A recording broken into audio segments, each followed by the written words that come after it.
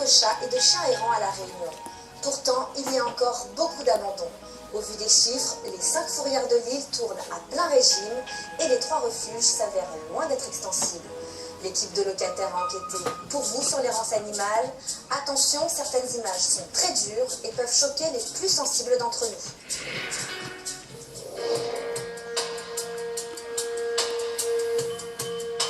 500 cadavres d'animaux ramassés sur les routes, 10 000 chiens et chats sans propriétaire à La Réunion.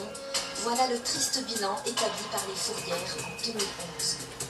Livrés à eux-mêmes, ces animaux se retrouvent souvent en proie à la faim et aux maladies. Il y a plusieurs maladies, mais notamment des maladies très fréquentes chez les jeunes chiots, notamment la parvovirose, qui est une diarrhée hémorragique mortelle, qui est très présente à La Réunion.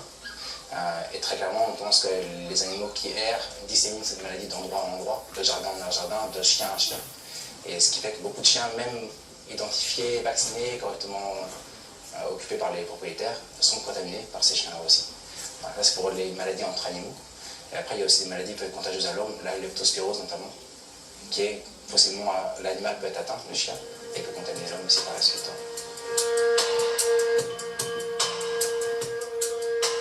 Les animaux errants peuvent provoquer des accidents sur la route, peuvent aussi attaquer les personnes, morsures, aussi des problèmes liés à l'effet de meute, puisque les chiens quelquefois se regroupent, et des bandes de chiens peuvent aussi provoquer des problèmes d'insalubrité, fouiller dans les poubelles, provoquer certains dégâts.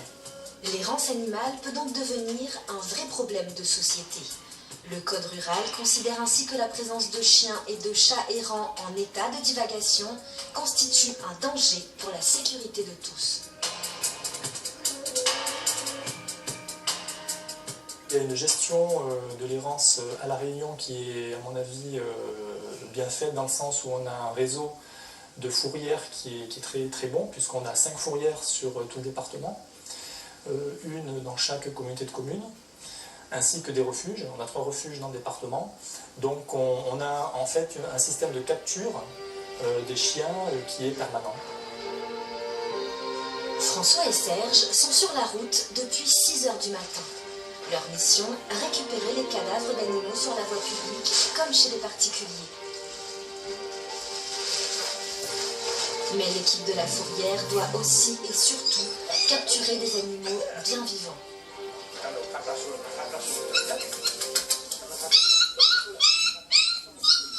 En fin de compte, c'est un porté de chien qui traînait sur la dasse du pont.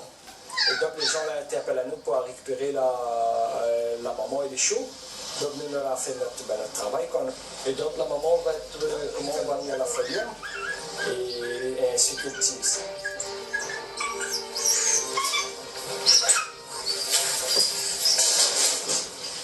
Mon cœur fait un petit peu mal parce que moi-même on a des chiens à la maison, donc, mais bon après, c'est un choix, mais on ne peut pas tout garder aussi. Le chien laissé en liberté peut créer des accidents sur la route, tu vois, les animaux crevés sur la 4 voies et tout. La capture, ça peut être, on va dire, assez agressif. On capture un chien avec un lasso, donc ça peut aussi, le chien, même s'il est gentil, avoir des réactions assez nerveuses, assez brutales. Parce qu'on lui met un collier autour de la gorge, et puis bon. Mais cela dit, on est bien obligé de passer par ce stade-là, parce que autrement, comment ferait-on? Une fois arrivés à la fourrière, les animaux ne restent pas très longtemps. Le délai légal de garde est fixé à 8 jours si l'animal a un maître et qu'on le retrouve. Non, pas de puce. Si l'animal n'a pas pu être identifié grâce à une puce ou un tatouage, il ne restera dans un box que 4 jours. C'est le cas de cette chienne que l'équipe de la fourrière vient de ramener. Donc au-delà des délais de garde, donc de 4 jours et de 8 jours, les animaux deviennent la propriété du gestionnaire du site, à qui le Code rural et de la pêche maritime donne 2 possibilités. Donc de proposer les animaux à l'adoption ou de les faire euthanasie. Donc la fréquence des captures est telle dans la collectivité, voire sur l'île, que les animaux sont principalement euthanasiés. En 2011, sur toute la Réunion, 2500 chats et 6000 chiens ont dû être euthanasiés.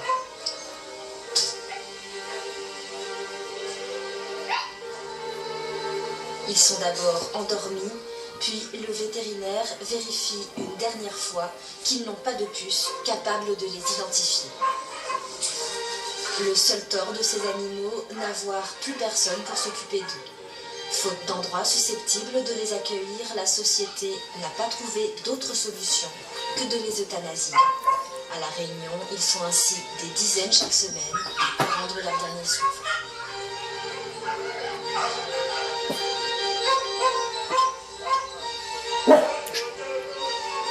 C'est faussement pensé dire que l'animal aura une nouvelle vie en étant conduit à la fourrière.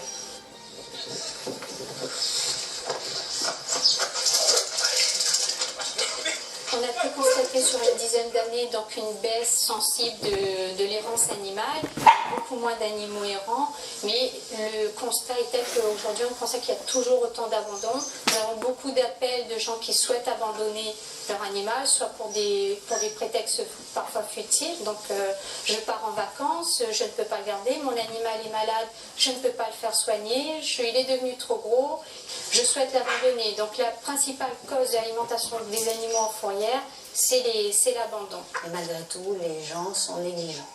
C'est de la négligence. Et je trouve ça coupable.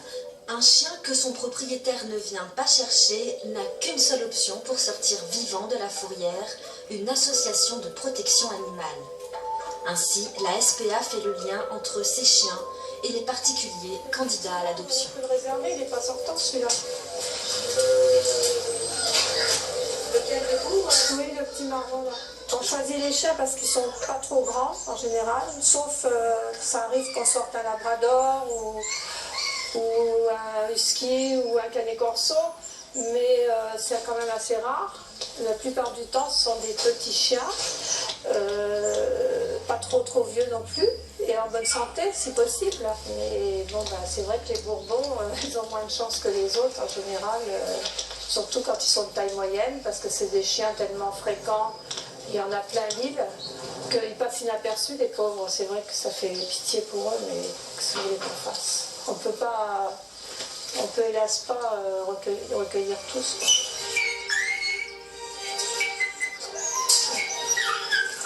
Allez, t'es sortie de la fourrière. Tu n'es pas contente? La fourrière n'a pas vocation à garder les animaux. C'est le rôle du refuge. Là-bas, le chien ou le chat est soigné. On lui donne un nom. L'animal peut attendre plus ou moins longtemps de plaire à un visiteur. Mais réussir à arriver ici est une chance. Les places sont chères car les 3 refuges de l'île sont saturés. Tu es jolie, toi, ma chérie. Plus que saturé. Depuis ce matin, le téléphone sonne pour des abandons, des actes de maltraitance. Je suis arrivée cet après-midi pour trouver 6 chiots devant le portail.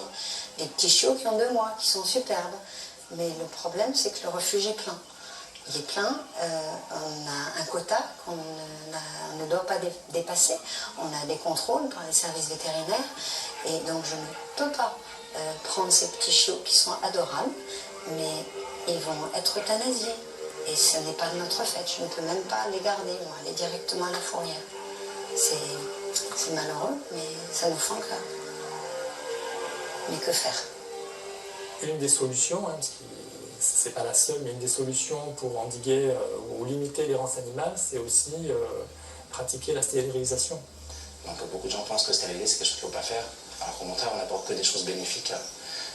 On limite les risques liés à tout ce qui est mise bas et gestation. Et deuxièmement, on évite beaucoup de choses hormonales, notamment des cancers, des infections d'utérus chez les chiennes ou chez les chattes, cancer des lamelles, qui sont plus tard soit mortels, soit en tout cas demandent des interventions lourdes sur des animaux qui sont assez âgés. Ça, c'est une première chose. Et la deuxième chose, c'est que ces animaux stérilisés ont tendance à moins errer pour aller chercher le mâle ou la femelle, et donc du coup moins se balader dans la rue, et surtout moins se faire écraser. Mais très clairement, si on les stérilisait et qu'on évitait la reproduction, on limiterait aussi toutes les captures de fourrière et les animaux errants et cette surpopulation. Les communautés de communes organisent chaque année des campagnes de stérilisation à destination des foyers non imposables. Cela dit, l'enveloppe budgétaire n'est pas extensible. Celle de 2012 est d'ailleurs déjà épuisée. L'errance animale coûte cher à la collectivité, 100 000 € par mois, rien que pour le territoire de la côte ouest.